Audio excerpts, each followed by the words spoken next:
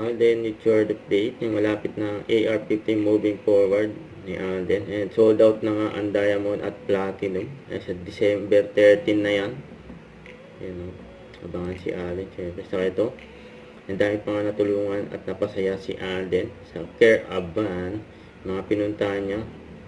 And then sa Tahanan Walang Hagdanan.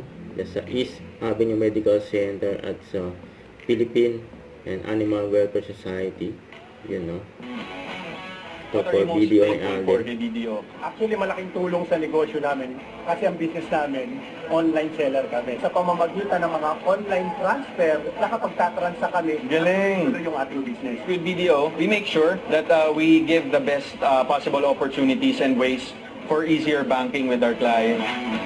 When you do your appointments dito sa bank, how do you do it? Online, sir. Online din. Pero minsan pag syempre, bigla mong naisip na pwede kang mag-bank, meron tayong service assist machine dyan. Mas convenient siya kasi katulad po namin nasa operation kami. So every day, meron kaming task na kailangan gawin. So sa morning po, ano mo lang na appointment online. Tapos kapag hindi pa naman po tayo, nagagawa ko yung ibang mga trabaho. Mga factor din kasi talaga pag madali mong natatapos yung mga banking obligations mo, di ba? Mas marami ka nagagawa. And with BDO, syempre, we always find ways. Don't forget to subscribe, click the notification bell for more updates. This is Richard Action Vlog. Stay tuned for more videos.